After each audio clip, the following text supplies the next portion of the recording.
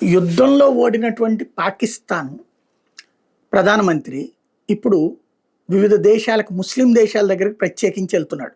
మొన్న టర్కీ దగ్గరికి పోయాడు, నిన్న ఇరాన్ దగ్గరికి పోయాడు.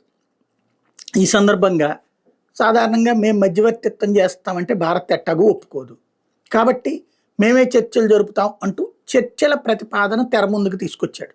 ఏమని చర్చిస్తాడు వీడు? మేము తీవ్రవాదులను పంపమని ఒప్పుకుంటాడా? కాశ్మీర్ మాకు భారతదేశాన్ని వదిలేస్తానికి ఒప్పుకుంటాడు? అవి రెండు జరిగితే అసలు పాకిస్తాన్తో ఏ గొడవ లేదు.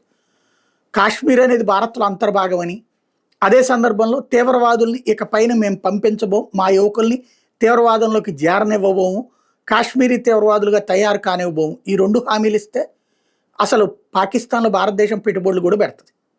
అది చేస్తాడాడు? చెయ్యడు. అది చేస్తే వాడు ఉనిక్కే ప్రమాదం. ఎందుకంటే అమెరికా యూరప్ దేశాలకి కొందరు దొంగల్ని తయారు చేయాలి, కొందరు తీవ్రవాదులను తయారు చేయాలి, తమ శత్రు దేశాల మీద ఆ తీవ్రవాదులను వదలాలి. దానికి మ్యానుఫ్యాక్చరింగ్ ఫ్యాక్టరీ పాకిస్తాన్. దాన్ని ఎట్ట వదిలిపెడతారు? అట్లాగే ఈడెట్లా ఆగుతాడు? అక్కడున్న యువతరాన్ని ఇప్పటికిప్పుడు విద్యావంతులుగా మార్చేసేసి బాగు చేసేసి దేశాన్ని బాగు చేసేయగలుగుతాడా? సాధ్యంగా. గట్టిగా మాట్లాడితే ఐఎస్ఐను సైన్యం కలిపి ఇండియా తీసుకెళ్ళి బొక్కలో దొరుకుతాయి. కాకపోతే బయట బాహ్య ప్రపంచం కోసం ఒక మాట మాట్లాడతాడు. అదే శాంతి చర్చలకు నేను సిద్ధమని నవ్వుకోవాల్సిన అంశం అన్నమాట.